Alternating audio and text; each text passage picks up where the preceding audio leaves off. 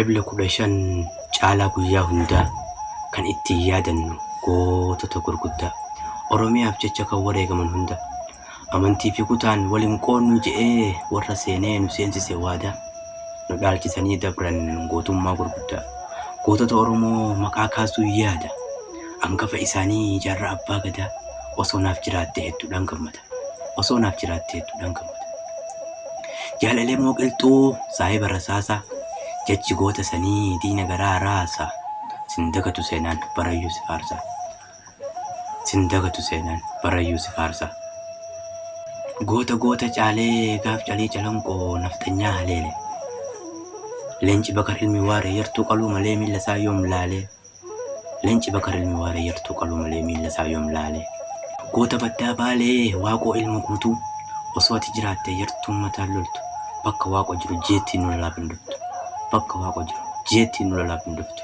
Jeneraal Taaddasaa Birruu goota shimalaan diina jiru Jeneraal Taaddasaa Birruu goota shimalaan diina jiru sodaan beetu shakkar hundisii akka ilma birruu sodaan beetu shakkar hundisii akka ilma birruu jaalabdiisaa agaa goota ilma wallaggaa sodaan beetu ati goota ta'uu kan kee faranjiitu ragaa sodaan beetu ati goota ta'uu kan kee faranjiitu ragaa tuqaa Oromoodhaa yoo gurraan dhagahu itayyaa baroodaa goonni ija barbadaa hinaftu ni mul'attaa jaalnadhii gammadaa hinaftu ni mul'attaa jaalnadhii gammadaa Haji Adam Saaddoo yaa kasnaa iccitii baga himuu dittee waliin duute iccitii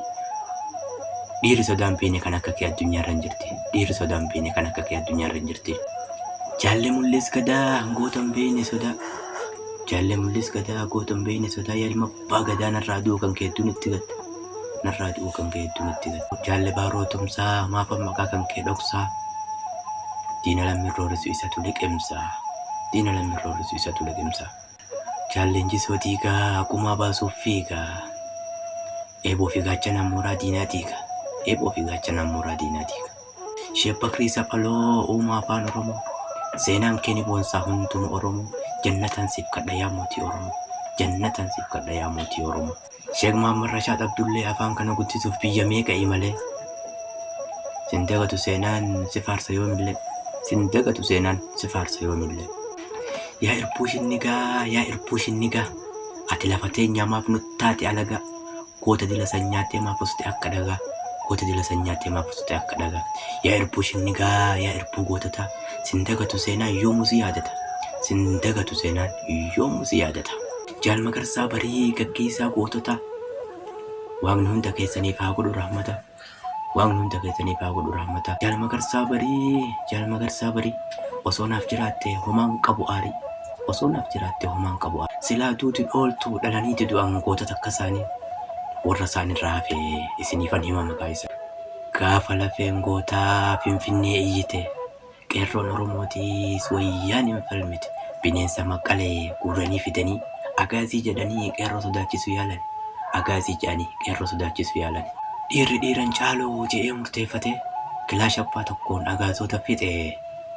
goonni goota Jaale Mustafaa Husseenii karreef gadiinaatu hin gabbarru yartuu je'eeti dhaammate Jaalle Adam Diimaan